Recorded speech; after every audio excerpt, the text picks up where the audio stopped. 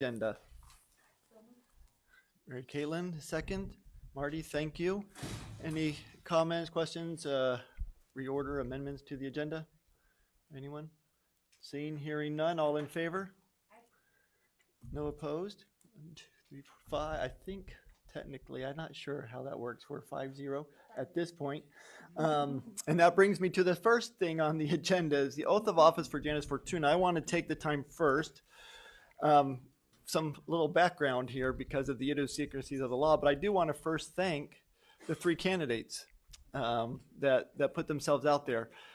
Inherently in our election, in a democracy, it is a vulnerable thing to do, right?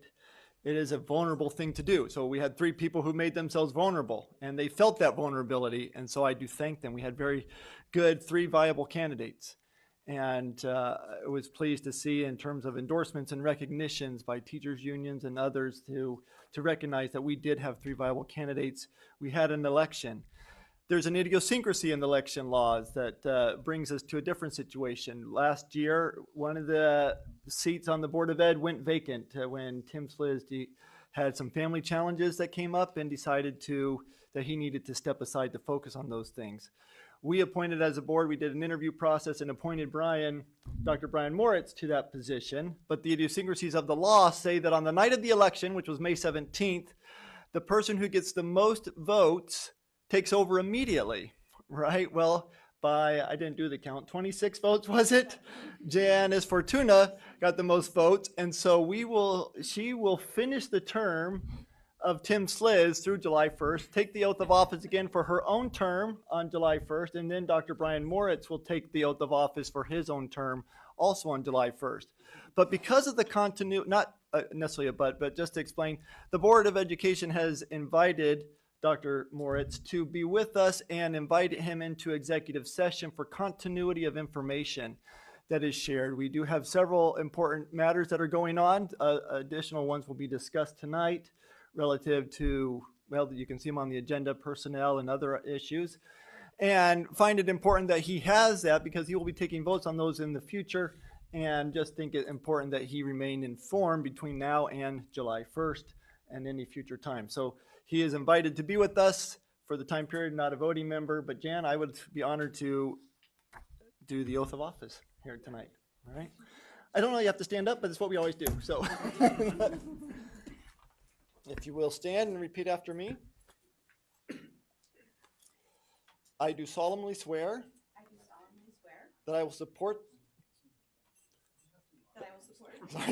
how far do I go? The Constitution of the United States and the Constitution of the State of New York, and that I will faithfully discharge the duties of the office of the Board of Education to the best of my abilities. Very good. Congratulations.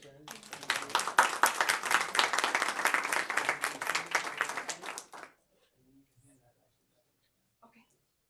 I want my pen back. Anyway, congratulations, Jan. But just again, don't know how such idiosyncrasies make it into law necessarily, but that did. And Brian, for the 40 days, you won't be missed because you'll be with us, but sorry, as a non-voting member. Okay, so with that, great. We have a recognition we wanted to do too. We're really excited about this one, partly because of the long history that's represented here in our transportation department. So we have with us 2 representatives, John Kidd, our Director of Transportation, and Peter Marini, who is the lead mechanic, right, for the transportation. We received notice about, I don't know, maybe about a month ago of what's called, I don't know if it's called something, the 0% out of service, meaning the state comes in and does inspections, hope make sure I get this right, and if something is found wrong and inappropriate, they will pull that bus out of service because it's not passing that inspection. The state has a goal, as I understand it, that no more than 10% of the buses, this happens to no more than 10% of the buses they inspect. To the credit of the state overall, that average is 3.6. So the State Transportation Department does these inspections, it's 3.6 across the state. But in Fairport, the average is 0%. out of 207 inspections, not a single bus was pulled for defects or for cheating, cutting corners, or doing whatever it might be.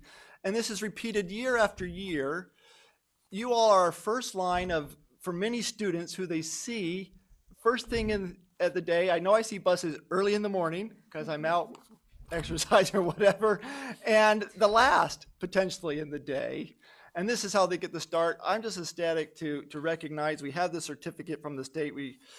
I say we present to you. You probably already have a copy of it anyway, but just so grateful. If you don't mind coming down, or I did want to give, Mr. Matt Stevens, who's over that area, to say a few words. Sure, Mr. Forsgren did a great job, so I echo his thoughts and thank Pete Marini, John Kidd, the mechanic team, the drivers, everything they do to maintain the safety of our buses and keeping them on the road and keeping them safe for the students overall. So great job and thank you.